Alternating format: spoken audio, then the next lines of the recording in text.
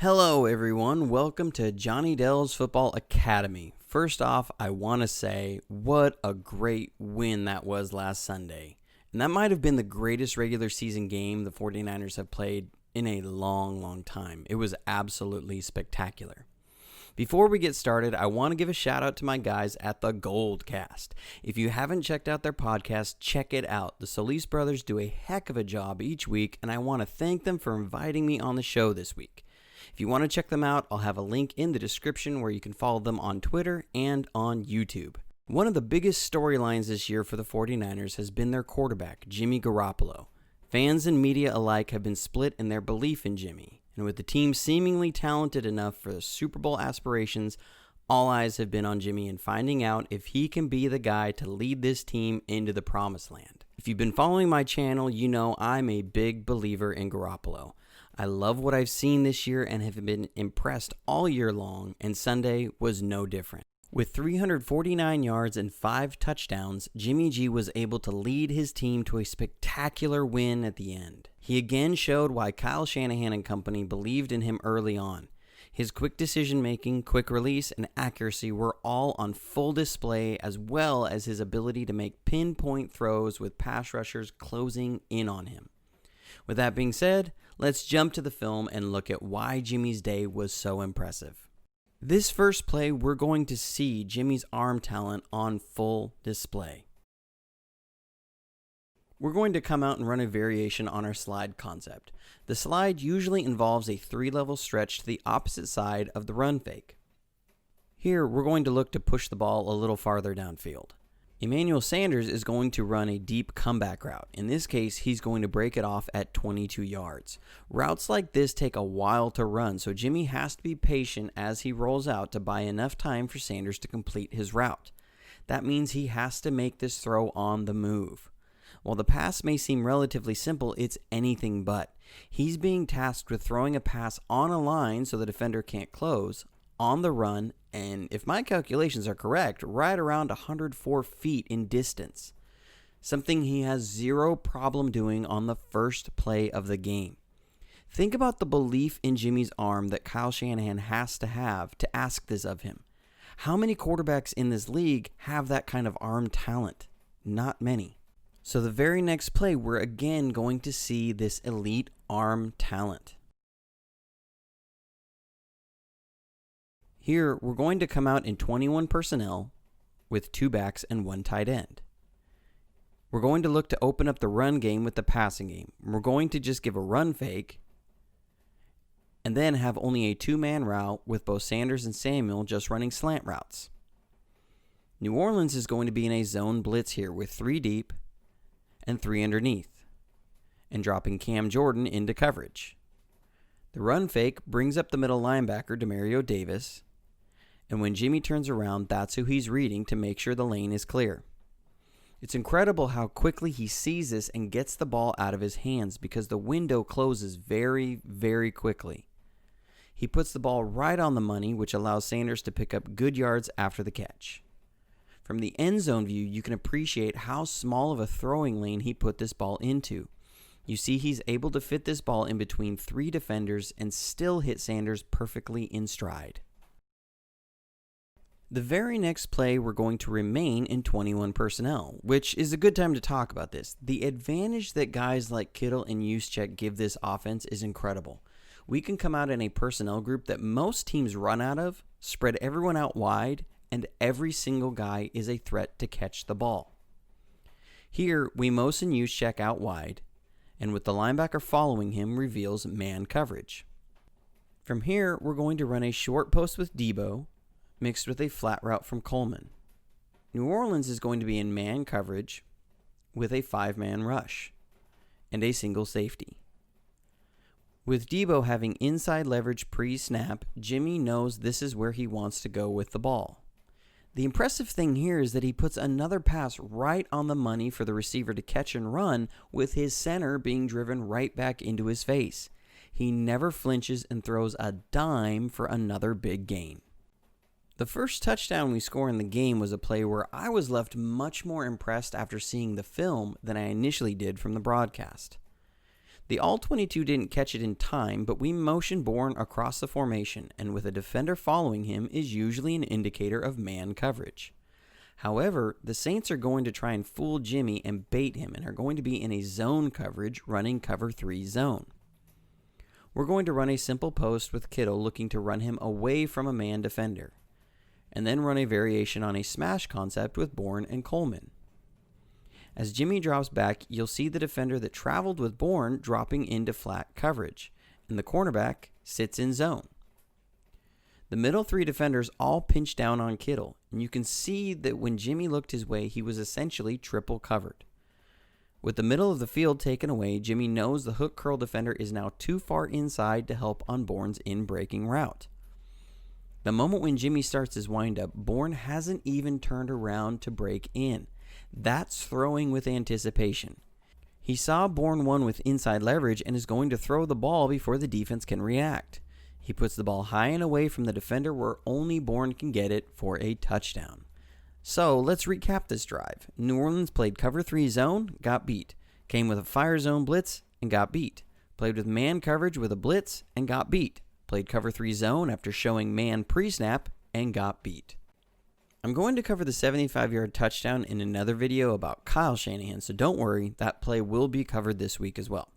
Here, Jimmy is again going to be tasked with turning his back to the defense and firing a laser to his receiver. We're going to run a double dig concept off play action. The double dig is just what it sounds like, 2 deep in routes that look to put the middle safety in a horizontal stretch. It's a well-timed call as New Orleans is going to be in cover 3 zone. You'll see the run action brings up the underneath linebackers, and when Jimmy turns around, he reads the deep safety. He sees he's jumped on Sanders' route and hits Samuel right in stride again for a big gain.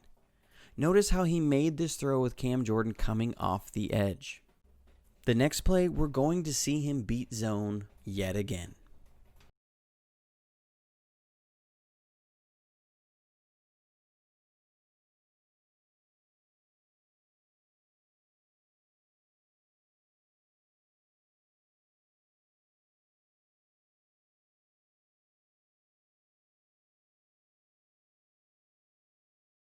Once again, New Orleans will look to force the issue with a blitz, and they get burned. Here, we're going to run Sanders and Kittle on a variation on a smash concept, and then we'll run Debo and Bourne on a variation on a sucker concept. The sucker can work a couple ways. You have an underneath curl route with a dig or post behind it in a vertical stretch of the defense, but can also feature the curl route, then working his way outside as a check down option. New Orleans is again going to come with a zone blitz with 3 deep and 3 underneath. At the snap, you'll see the attention that Sanders and Kittle get as the deep middle safety shades to that side. The underneath curl hook player jumps on Bourne's route underneath, and so it opens up Debo's route, and Jimmy puts a ball in absolute perfect placement that allows Samuel to pick up yards after the catch. From the end zone, we'll see that Ben Garland failed to pick up a stunt correctly, and Cam Jordan is coming full on at Jimmy. I don't know how many times I've seen quarterbacks in this instance, even with a guy open downfield, take their eyes off the routes and either take off or take a sack with a defender closing like that. Instead, check out Jimmy. He puts this ball in the perfect spot. Bill Walsh used to always preach 1 foot in front of the numbers for passes. That's exactly where this pass is, 1 foot in front of the numbers. That's so ridiculously good to do that in that situation. The next play, we're going to see him beat zone yet again.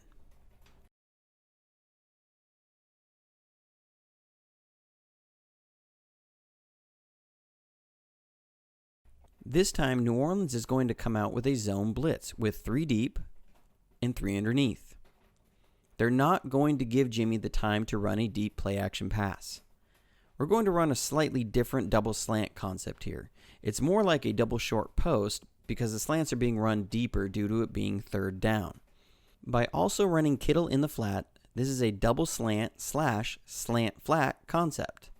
While the route depth is different, the read is still the same. It's a key read play, meaning the quarterback will be reading the key defender, in this case, the curl flat defender. If he stays out on the flat route, the quarterback throws the slant, and if he follows the slant, he throws the flat. We double it with the double slant so that if the hook curl defender on that side is able to pick up the slant route and the curl flat defender the flat route, it then puts the hook curl defender in a horizontal stretch. This is an example of two concepts blending together to create a triangle stretch of the defense in an area where only two defenders will be. As Jimmy drops back, he reads the curl flat defender who follows the inside slant. So he throws the flat route to Kittle, who is able to do Kittle things and pick up good yards after the catch. And then he can make the off-schedule plays as well as all the on-schedule plays.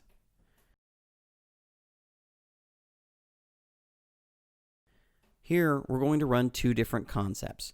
We're going to have a stick concept to the three receiver side, which has a clearing route, a short out route, and then a stick route, which is an option route where the receiver will read the coverage. If it's zone, he'll sit the route down in between the zone defenders, and if it's man, he'll run away from his defender to the sideline. The stick concept works well against cover 3 or man. To the top, we'll run a smash concept, which works well against cover 2 as it puts the cloud or corner in the flat in a vertical stretch. With New Orleans showing a single safety and in man alignment, the play is to Emmanuel Sanders on his stick route first, then Kittle on his corner route. Those are your two best man coverage beating routes. At the snap, you'll see New Orleans came with pressure in a 5-man rush. Jimmy first looks to Sanders on his stick route, but he's being well covered. From there, he looks to Kittle, who is being held. From there, with the pocket breaking down, he works back to Sanders, which draws the attention of the middle safety. Bourne does a good job in the scramble drill and works back to the middle of the field where Jimmy finds him for the score. From the end zone, you'll see how good of a throw this is. He's rolling to his left and throws a dart into the perfect spot yet again. We can't talk about this game without talking about the last big play of the game, the Kittle catch and run.